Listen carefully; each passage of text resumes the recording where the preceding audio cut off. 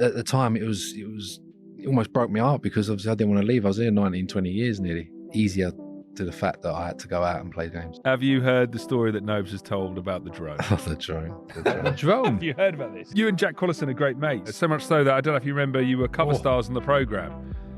Oh, how naughty is this? You must have seen that. I've seen it 100 times. What a boy band, eh? It's everything I'm completely against now. I don't know why I'm... Do you still speak to the rest of the lads in blue, or are you falling out? Hello and welcome back to Ironcast, and Ginge and I are back with a fantastic guest. 208 league games across 8 seasons for West Ham. A man Sam Allardyce once said was too good looking to be a defender. I agree. It's James Tomkins.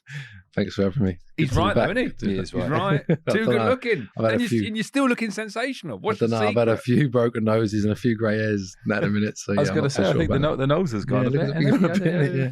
I remember Allardyce laughed in my face when I did that. Did he? He was pointing in my face going, He loved it, didn't he? Yeah, he loved it. Oh, man. What a guy. It's weird seeing you here, Tonks. 'Cause like you left when we left Upton Park. You basically left, and seeing you here at the London Stadium, it's odd. It's like when you see modern players in old kits or something. It doesn't. Have you been? Yeah, how many times have you been here? Yeah, I've been here a few times. Obviously, played here once or twice since, and when I come back, I always felt a bit weird. The first year, especially, it's always hard coming back, seeing your old friends and stuff and playing against them. It was a weird scenario. But when I came here, it just felt a bit different. Obviously, 'cause it's not Upton Park, so. But yeah, it's always good to Did be you back. play in the game when Andy scored the overhead kick? Yeah, I did actually. Yeah, what a goal that was, wasn't it? Was that your first game here? Probably gave him the ball for the cross. Yeah, that was one of my first games. I gave a pen away against Hernandez. I remember that.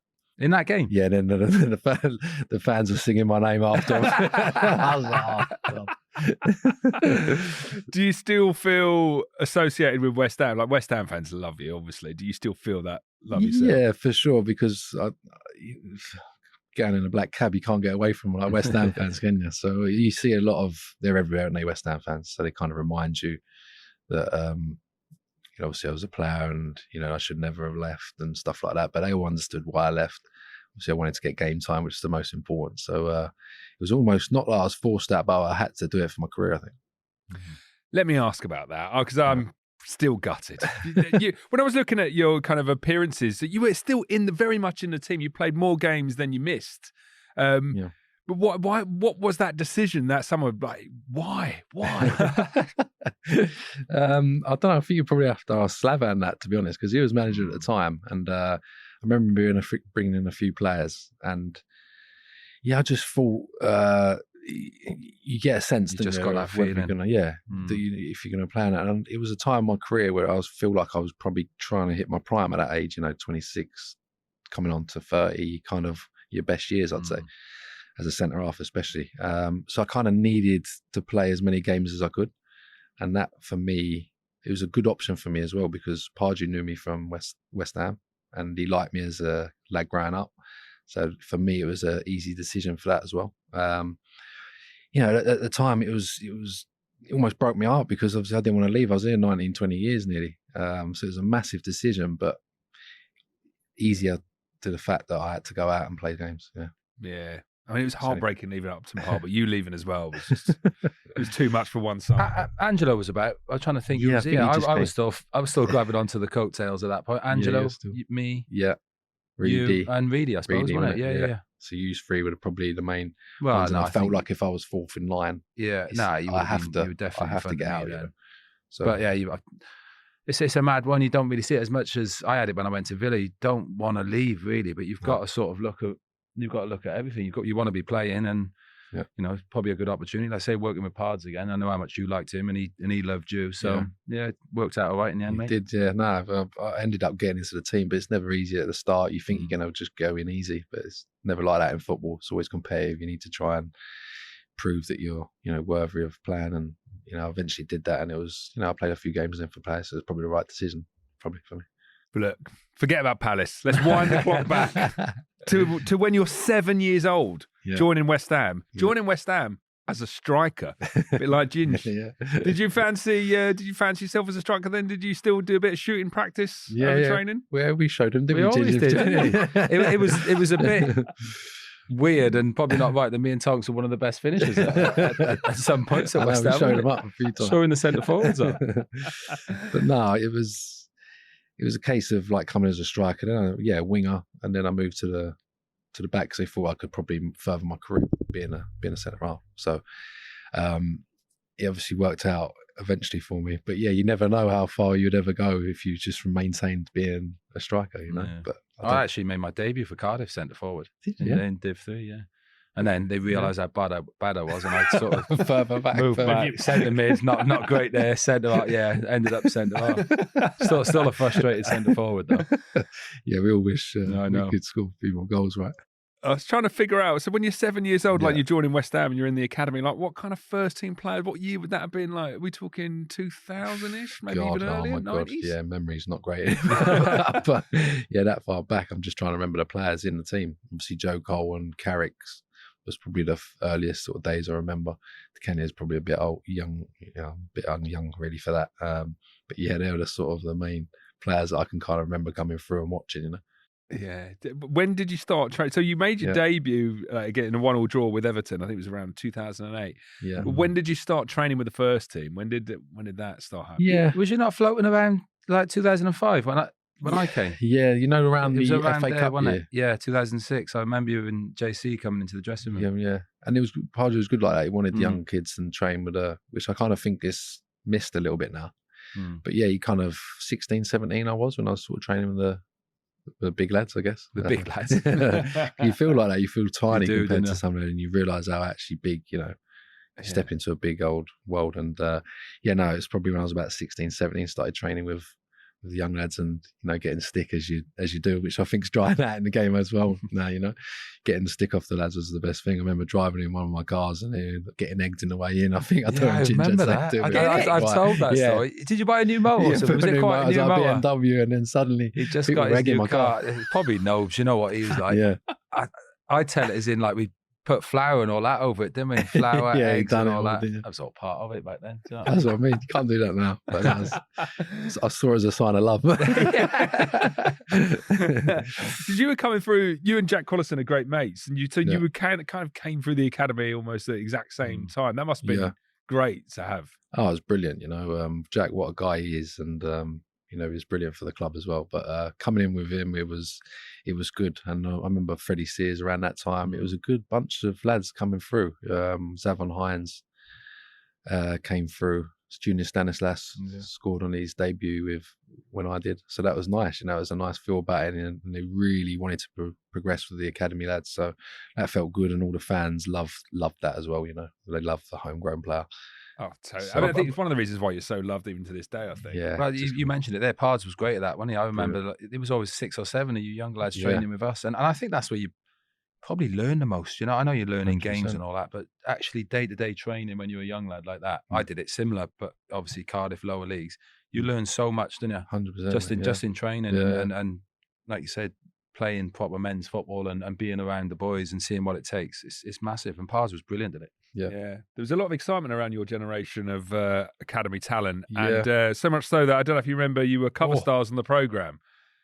Oh, how naughty is this? You must have seen that. I've seen it 100 times. What a boy band, eh? I mean, the Barnet is sensational. I think I bought your first album.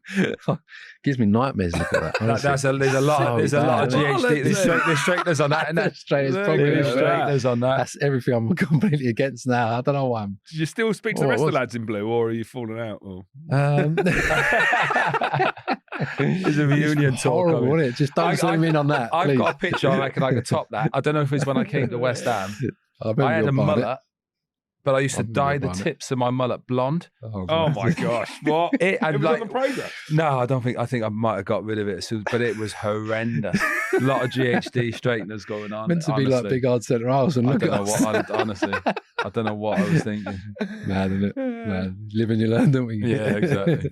Making your debut at Goodison Park, how did you feel taking to the field that first time? Do you remember that feeling?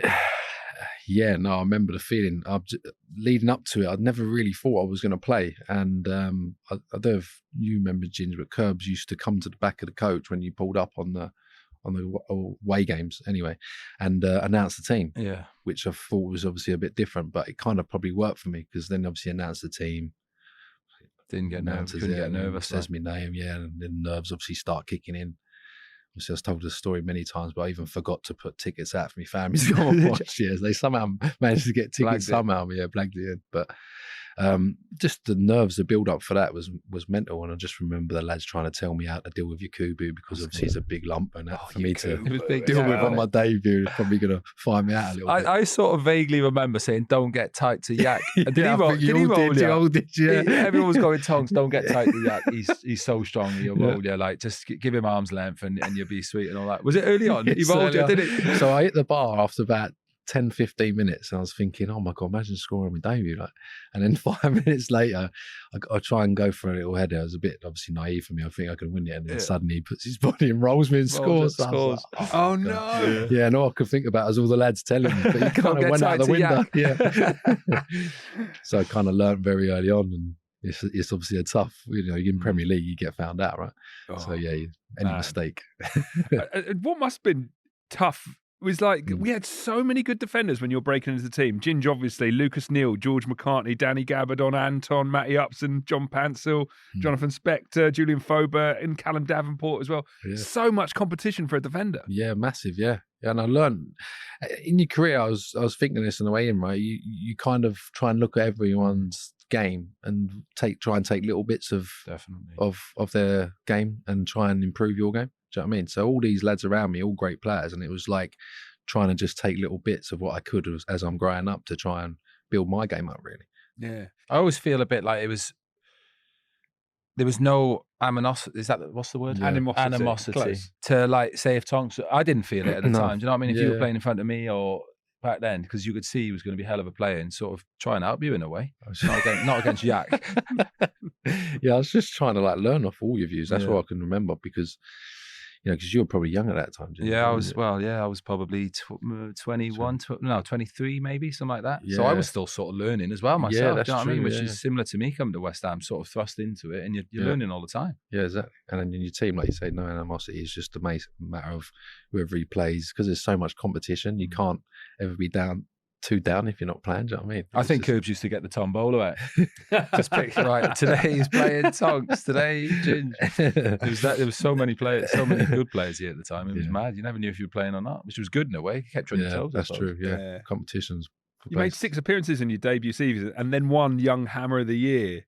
So did you feel like Curbs did a good job of kind of blooding you into the team? I think so. I think if you progress too quickly or in the team too quickly, sometimes it might be a bit too soon for a centre half. I know I was 18, 19 when I made my debut.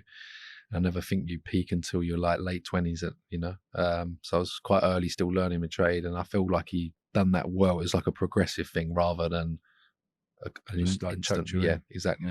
Yeah. And you always thought you never seemed flappable. Those defenders you seem a bit flappable. You were never flappable. Did you? Like, you were so calm. You need to explain that. What do you mean by flappable? Got a mistake, Yeah. It's nice of you to say, but got a reckon. But did you think that when you looked at me? No, never. But you always seemed so calm. Like you always had that game face. You never looked panicked. You just seemed so relaxed. Did you feel like that? Was that fair, Ginge? Is that a fair comment? Definitely. I'm glad you can say that. You could see it because I didn't feel it. I didn't feel it at the time. I felt like it could always happen. No, it was didn't feel like that. I just feel like I was just trying to learn. Maybe it's just the way I grew up through the academy, and the confidence that gives you. It was a different game back then. We wanted to try and play out, and I think when Sam came in, it kind of changed my aspect on the game a little bit more, because I remember him first coming in, it was like, I'm sick and here in the West Ham way. We're not winning. So it was kind of a matter of changing the style of how we played just to win games, So it kind of opened my eyes. I think with Tonks though as well, you could obviously see he was going to be a great player, but you had everything. Do you know what I mean? As in comfortable on the ball. You could be playing now, can you? Do you know what I mean? The way you played your game, comfortable on the ball, could defend as well. So I think you had it all, really, mate. No, cheers, mate. I was just, like I said, I was just trying to learn off people. There's so much. We had a mixture of everyone, every different player. Like Ginger, his attributes were different to someone like a Gabs, which is probably why he used to actually work well. Anton coming in helped me because he was an academy lad. So it was just everyone. I felt very lucky at that time to come through because everyone around me was helping me, Did you have that thing that summer that sometimes young players have where they feel like they've made it and take their foot off the gas a bit? Was there any of that, do you think? The lads around me never. No, that definitely didn't happen. It would never look like people like Nobes, Yeah. Ginge, characters, like they're not going to let me do that, And I never thought I did, as soon as I left school, went straight into YT, and I actually got offered a YT 1 year pro. So I never ever wanted to be relaxed at that point. I just wanted to more and more. And that's just the way you sort of brought up, your family around you, lads around you as well. Different these days, sometimes when you see youngsters, when they stroll in, don't they? It's just like, that would never have been allowed to happen to me just because of everyone around. We've spoke about it on here before, that dressing room at the time. The players and the people we had, and it's probably the best dressing room I've been in, to be fair. So there's a few along the way that have been brilliant, but that dressing room, I think West Ham fans have got a real affiliation with that sort of time as well. The Great Escape, FA Cup, Great Escape, that sort of time. That dressing room was incredible. Imagine me bowling in, like just thinking with Bellas, what do you do to me? I think, like as in. Great dressing room because they were great lads, great characters, all really wanted to do well, but good lads and helping each other out as well. So I always say the manager, whoever the manager was around that time, didn't really have to worry about the dressing room. It was always sorted out by the boys in it. Yeah. And it was an incredible place to be. Yeah. That 08-09 season, so you have your little spell at Derby, but then you get your big opportunity in March 2009. Do you know what happens in March 2009 for you to get your big opportunity? Did I leave? You got injured. Oh, did I? Yeah. Remember what? That? Knee? My knee? Was it your knee? I don't know, actually. Could have been your knee. I thought I went to Villa. It's around that time I went to Villa under Zola. Oh, was it? Mm. Oh, I thought it might be at the end of the season. There you go. Yeah, so Tonks are like getting in the first, and then you actually score your first goal not so long after that as well. So how did that feel from that point, like getting in and being a regular? Yeah, that's the point when you kind of think that you're on the scene. Then I think when you're in and out of it, you don't feel as part of it. You just feel like you're just learning your trade a little bit. But when you're playing more regularly, and that's what you want, and then that helps you, right? That consistently can come into your game because you're playing more regularly, you're learning more, playing more games at that level. That's all you want, and then you just want more and more. That was the kind of mindset I kind of had. Just wanted more, take all the experience, just learn and get better and better, really. Yeah. And so Nobes is a few years older than you, like maybe one or two. A couple of years older, yeah. And obviously he's in the team for longer before you are. How did that relationship change where maybe he was an inspiration at one point and then he's a teammate? How did that relationship change over the years? Yeah, I think anyone tell you, his personality, he treats you like you're just one of the lads anyway, no matter what. So when I was coming through, and he was always sort of arm round you, just sort of like telling you and guiding you, banter with you. He was just like that anyway. So whenever it changed, me being a teammate of his, it never really changed. And then he would just joke around more, saying, "Oh, I knew you would make it," and all that kind of stuff, Of course he did. But no, he never changed that way. Have you heard the story that Nobes has told about the drone? Oh, the drone. The drone? Have you heard about this? You must have heard the drone. So Nobes used to... Oh, yeah, I do know the story. In the garden. Yeah. So, yeah, I do know. For listeners who don't know, Nobes used to live quite near yourself. Yeah. And Nobes got a drone one day and decided to fly it into your garden. Yeah. And you happened to be out there and thought you were under attack, effectively. That was when he first just come out. Yeah. I don't know what it was. So what did you just see? Just something buzzing around. I thought it was some, I don't know, like a bee or something flying around. I just saw it was like massive. I was like, you try and chuck stones at it and that. I think I had like this, I don't know, I had like this coal stones or something on the floor, and I was just trying to like lob it. But I was so angry, mate. I was so angry. I was losing my head because I was like, what is this? Like someone's spying on me. Like, what's going on? And I didn't know it was him. Like, he didn't. When did you find out it was it? Did he not? I think it was like months after I went to the hotel and I saw Andy, and he was like, "Oh, what about the drone in your garden? How's that?" And I was like, "What are you talking about? Like the drone?" I forgot about it, and he was like, "Oh yeah, that drone was right. You were trying to launch stuff up it." That was Nobes and me in his house. We were all doing it. It was like a big bunch of lads doing it with him. I think his son's eyes mad, and I was just so angry at it. And then I had you to could ring lose him your up. head a little bit, couldn't you? Yeah, you did have that in him. Yeah, he could lose his head. Yeah, a little bit. It was in my vicinity, and I just wanted to get rid of it. I mean, just in general. I was protecting my family. I mean, in general, you had a bit of, you could have a bit of red mist in training now and then, couldn't you? Yeah, I felt like it could work in my favour, then it couldn't at times. I never used it in games. I can't remember being too much. Did you get sent off? Yeah, I got sent off a few times, but I don't think for anything. Nothing like nothing like crazy, like 2-footing someone or. I was going to say, I don't remember you getting sent off that much. Like, I've always thought you had a reputation as like calm man, like nothing. Yeah, nothing too wild. I was told not to go on my feet so much as an academy boy, so that was how I was brought up. Really, don't go to ground because that was one thing you don't do. It was the best part of my game. So I had to, because I was so slow. I had to.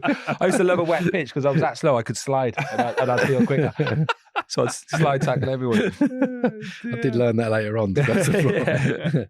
But yeah, I got sent off a few times. I think in the Championship once, up at Everton, funnily enough. But I think I was last man. A few times. Cut one. Kicking someone's head nearly. I think it was a card. I think it was Fraser Campbell. I think he went up for a head and my boot just come up and then that was my second. I remember that as well. Oh, man. So a few times. Plenty of highs in your West Ham career, but the 2010-2011 season under Avram was a bit of a low. Relegation. You're right there in the heart of it. I mean, when you think back to that season, what are your memories? What do you think went wrong that year? Everything. Everything went wrong. There was obviously a sign that we could get out of it later on, I think, during the season, but we'd have had to go on like a 4 or 5 game run, and we were looking like never closer to getting a result, let alone 3 points. So I remember, obviously, you go Wigan away, and they needed to win as well, so it was a massive game. And that game was obviously the worst day of my career in terms of emotions and stuff like that. But that's the day you went down, was it? That was the day we went down. It was just 3-2 or something like that. We went 2-0 up. 3-2. We were 2-0 up. I was in the away in that day. Shocking. Yeah. 2-0 up. Denver Bar on it. I think he scored a few. Denver Bar, I think he scored a couple goals that day. But it was just the whole season. It was just a massive low. It's hard to think back at that. And then the most important from then on was to get promoted straight away. We didn't want to hang about in the Championship if we could. This is a tough league to get out of. So that was why the first, when we done it, the route we did it, it was unbelievable, Wembley. Oh, man. But tell you what, Big Sam comes in. Hell of a job on his hands. What were your initial impressions of Sam and the way he wanted to organise the football club?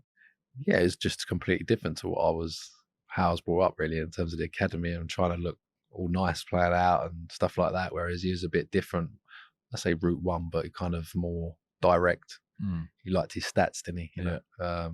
You play an air off, you more chance of, it all makes sense. It was just a breath of fresh air after you could see the change in us. Okay, the football wasn't the prettiest at times, which we all knew weren't going to be. So we just kind of dealt with that and started thinking, this is how we're going to win games. And we did. We went on a good run, and obviously playoffs, we come third that year, ended up going through the playoffs, which was obviously a nice feeling. It was nerve-wracking, but tell me about that day at Wembley. Yeah. Also, let's start actually the semi-finals of the playoffs, because they're usually such tense affairs. Yeah. But we blew Cardiff away. Yeah. I remember the second leg, which is like one of the least tense games I've ever been to. It felt at that point like we're going to blow Blackpool away in the final, but obviously it was a bit trickier than that. But how did you feel in the semi? Sorry, going back to the semi, Cardiff, wasn't it? Cardiff. Yeah. Was you home first or away first? JC scored a worldie, didn't he? Scored, yeah. 2-0, was it 2-0? Yeah, I think he scored both, did he? Did he? Yeah, I think he did. And then we ended up winning the home leg, maybe 2-3-0. Yeah, so it was comfortable. Breeze, yeah. And then the final was Blackpool, but we beat them twice in the. So you're thinking this should be all right. But we done them. Yeah. And then we're thinking that's not at the time. She knows how nerve-wracking it's going to be. And I remember looking back at that game time and time again. It just looks the most nervous game ever. It's just like end to end like that. No real football played. Everyone was too nervous to. Do you remember being nervous? Like I in the lead remember up? being, yeah. But I didn't. Such a big game. I didn't feel as soon as I stepped on the pitch. I think as soon as a whistle went, and then I was like, right, this is just a normal game. Yeah. Try and think like that, but.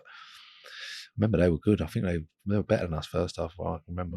Well, I actually watched it. I watched it back with Colton actually, and I thought at the time that they were all over us a bit, but not really. Not when It's a lot better for us Yeah. than you remember. Okay. But it's tight and they've got chances. Kev at the bar, did he? Kev at the bar. Yeah. Got chances. Ricardo Vastey misses like quite a few chances before he gets the winner. Yeah. So we were 1-0 at half time, Coley.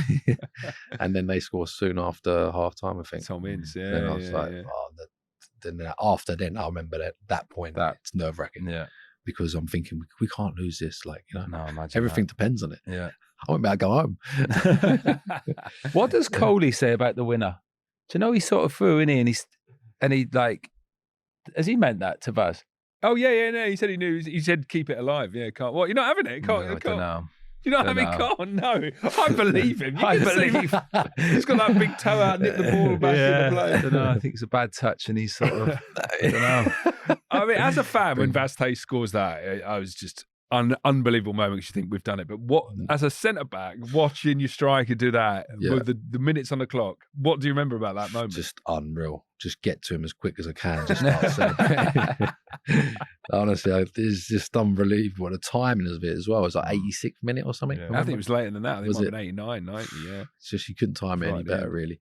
After that, you just have to hang on and it goes anywhere at that point. Yeah. But it pretty much went anywhere any time I played, to be fair, Tonks. You played with me long enough.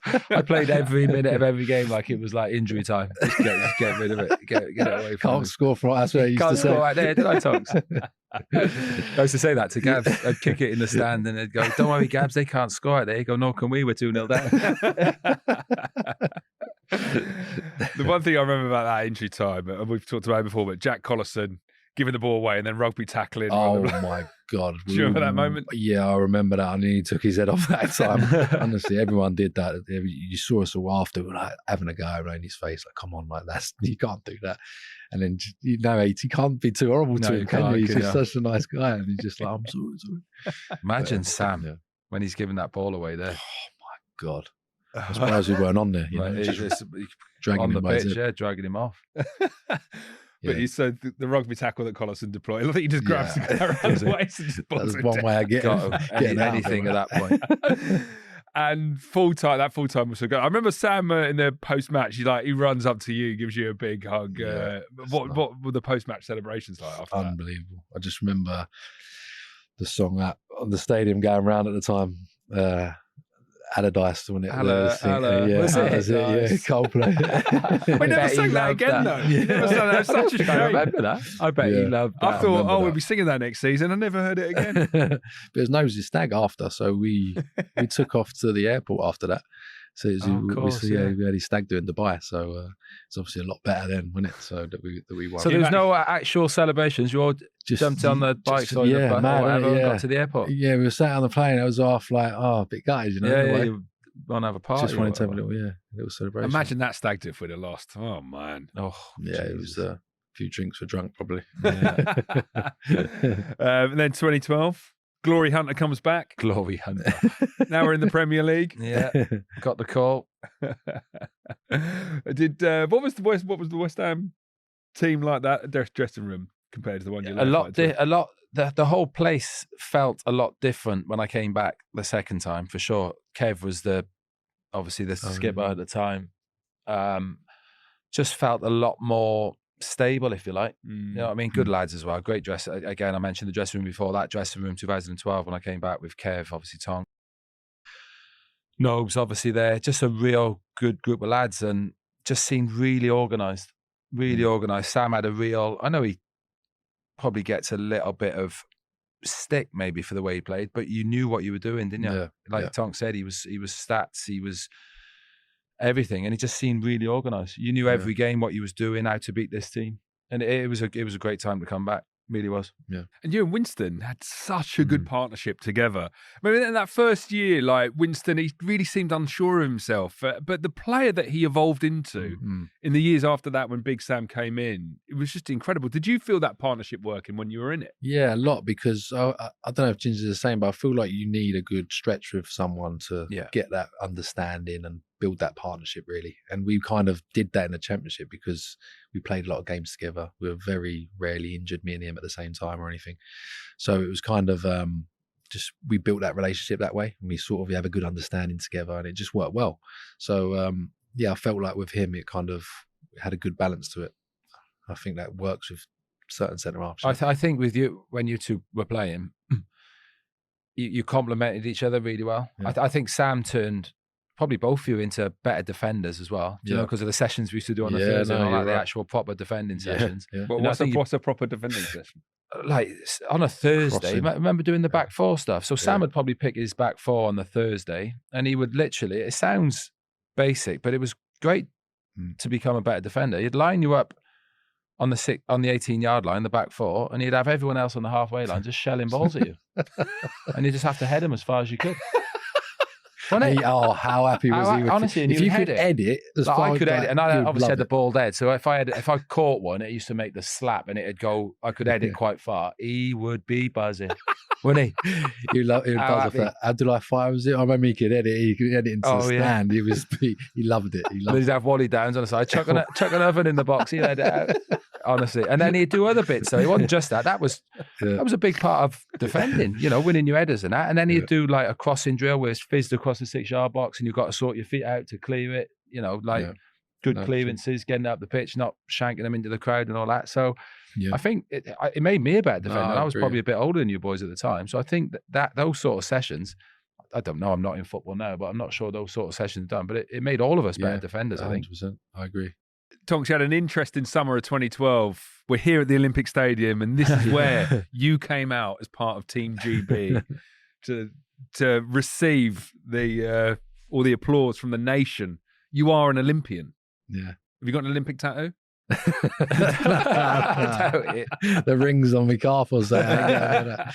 No, it was just a mental atmosphere and occasion to be involved in, I guess, because no one expects you ever to be involved in the Olympics, and it was never a thing, was it? When growing up playing football in the Olympic Games, it was not a thing. So when I got a call up from Stuart Pearce, which was nice, I was obviously buzzing, because what an occasion, what an opportunity it is for me. So, and I got that off the back of probably doing well in the Championship with West Ham. So yeah, it was mad. And I remember the opening ceremony. It was just a mental atmosphere that you can only remember forever, because them occasions are never, they're never going to happen. Was it only you from West Ham got in it? Yeah, I think I was the only one from West Ham. Yeah, so it was just nice. You had to represent, I guess, the club as well. Yeah, and you can't say no to that. Team GB at the Olympics, at home Olympics. Can't, can you? He's just. Did you stay in the Olympic Village and all that? Yeah, done the Village once for 2 nights. Yeah, but we were saying the games were like Cardiff. Oh, they were all over. Old Trafford, Wembley. So yeah, we went around too much to spend too much in the Village, but the Village was mental, because you get McDonald's inside the Village. I was like, I couldn't get my head around it. It's like thinking about slipping off for a cheeky Big Mac, but you get a pint. Not quite. And how was like the Team GB trip? Was it odd being like with English and Welsh play, or did you feel like a unit when you were in that kind of Team GB bubble? No, we felt a unit, and obviously a lot of us know each other from playing against each other, or for me, it was a few lads from England, sort of younger levels, like 16, 17s that I played with. So it was kind of familiar faces, obviously Bellas, even the older boys, not so much Ryan Giggs. Is obviously probably put a few balls over my head at times, but that's about it. He probably put a few balls over my head before being obviously in Manchester. But who else was there? There's obviously Mika Richards. Again, I probably played with the younger age groups. So yeah, kind of all familiar faces. It was a good team spirit, and I'm sure Pearce was good at that, building up that team. How long was you away for? Can you remember? God, it's weeks, mate. Was you doing it like? Was you training like you was at a club? Was you training every morning, like 10 o'clock? Yeah, it was like international duty. Yeah, for you. Yeah, 100%. Because it was just normal training. Yeah, and then just trying to build up to get the team together. A few practice games. We played against Brazil in a practice match. Did you? Yeah, Neymar. Did you? What was the score? I can't remember the score. I don't think it was like maybe 1-2. No, we might have lost that. Is it? We were playing against him. I think he made me that game actually. But it was just like a normal, like a international environment. Days training. Yeah. Have you got a framed Team GB shirt? Yeah, I've got a GB shirt. Yeah, I've got old memorabilia. Was robbing them out of the hotel, just taking anything I could. So I could hand it down to my son one day. Are they all stuffed in the garage like my stuff? Yeah, it's in all a box and stuff like that. It's mental, up, isn't it? Yeah. Just give it to him later on. And you had you were in the team for years after. I wanted to ask about the final season at Upton Park, which actually turned out to be your final season. We had an unbelievable side that year, and I always love just hearing stories about defenders who came up against Dimitri Payet when he first joined the club. And when did you realise what a special player he was? The moment. About 5 seconds in. Honestly, I think any of us who were sat here when Dimmy come in, I know for a fact if Nobes was sat here, they'd all say the same. Yeah, he hadn't seen nothing like it, it'd be mate. We were just in shock when we you just knew him a bit. Not just him, it was Lanzini. Manu as well. Very good, yeah. Them two together, honestly, it was. I say it all the time. He's the best player I've seen him played with at West Ham. Seen in a West Ham shirt. Some of the stuff he was doing in training, and he sort of half didn't look bothered sometimes, did he? In training, but it's still be unbelievable. That's why training. I thought he was probably half pace in training. As soon as the game, he was a different level, wasn't he? He just sort of turned it on when he wanted in training, and then suddenly in the game, it's unbelievable. We're going to win the league. I think. But a good lad as well. I thought. In the dressing room, he got involved and all that. Real good lad, but. Something we hadn't seen, and when you get a player like that, you knew. I don't know if you feel the same, Tonks, at the time.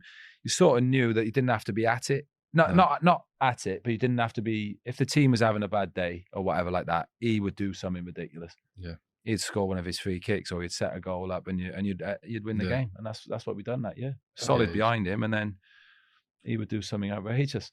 And we nearly win the FA Cup. That's the thing that season that sticks with me. Yeah.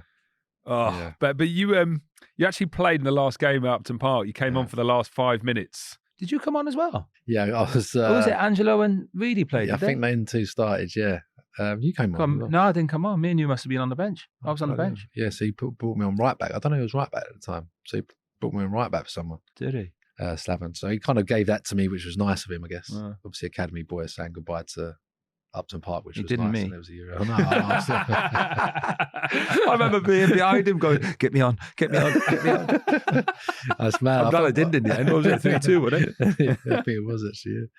And then obviously Reedy scores that goal, didn't he? Oh, man. I say it all the time. I know you've retired now, and we'll probably go on to that. People ask me about West Ham and favourite games and stuff like that. I think the last game will be my favourite game. I know I didn't play. I was probably a bit disappointed I didn't play. But 10 years' time when I'm speaking to my kids, I'll speak about that last game. All the games were great there, but that last game, I think the way the club put it on was brilliant. The lead up to it, the bus, United bus, and the fans, the drive-in. Yeah. That will be my longest memory, I think, of Upton Park. Yeah, the drive-in was meant. The drive-in was mad. Late kick-off, obviously, Reedy scoring the goal, late doors. That'll be the game I speak about in 10 years. The atmosphere. Just amazing. The atmosphere. You couldn't move. The coach couldn't move. It was just around the Boleyn, the pub. And he just couldn't move. So many people, beers flying up, beach balls, you name it, was getting lobbed in the air. And it was so passionate and emotional day for everyone, wasn't it? To leave the stadium. I remember warming up and looking in the crowd and seeing three granddads, dads and sons and all that. Just felt really lucky to be part of a real small part. We all are really a real small part of the history of that ground. I'll remember it forever. As long, like I said, I didn't play, but it was so special to be involved in. What was Slav's team talk like before that? Did he have to say much? I don't think he had to say anything. Was there much talk? It was all a bit of confusion, because obviously Man United couldn't get in the ground, could they? Yeah. So 1 minute, say it was 8 o'clock kick-off, then it's 1:15, then it's half. So you don't even know when to do the warm-up. So I don't really remember too much about it. Just give it a good send-off, maybe just to keep it simple. A team talk, it just spoke for itself, really. The atmosphere. I just remember people in floods of tears. We had a couple of beers in the dressing room and that, didn't we, after? Yeah. That was a nice little thing. A few of the old boys came in and all that, old players, and sat there and telling a few stories and that.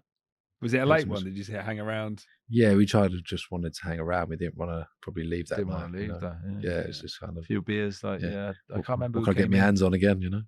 Try to what can I get my hands on again? Have you got any mementos from that night? Do you know what? I haven't. No, maybe the shirt. Yeah, the shirt. The shirt I'd have. Yeah, but I can't remember much else actually. Have you? I remember coming out. My son had a seat. I think he got a seat from it. Yeah, I think he took a screwdriver that night.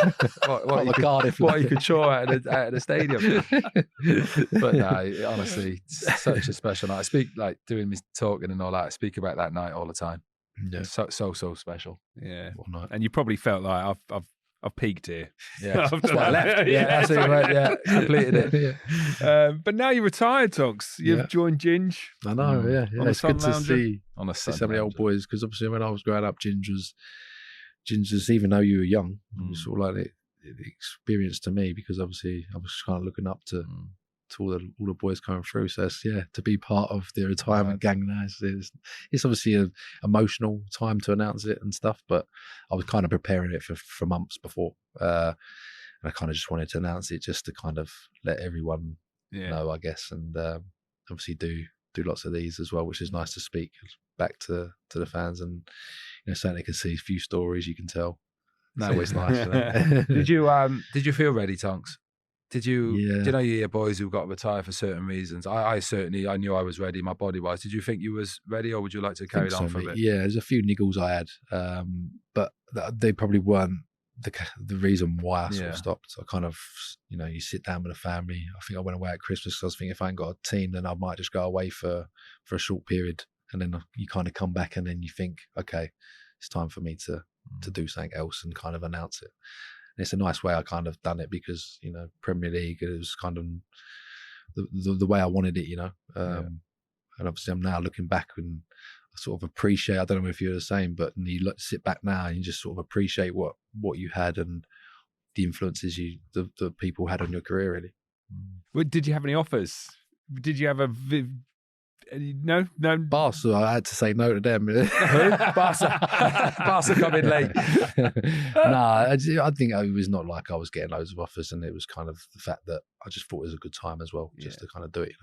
Well, you are much loved by all West Ham fans. I'm sure everyone who's listened to this can just see your affection for the club shining through. And I hope to see you at the London Stadium. I know you never made it here as a West Ham player. You made it here as a Palace player, but I hope to see you knocking about. Yeah, I'll definitely.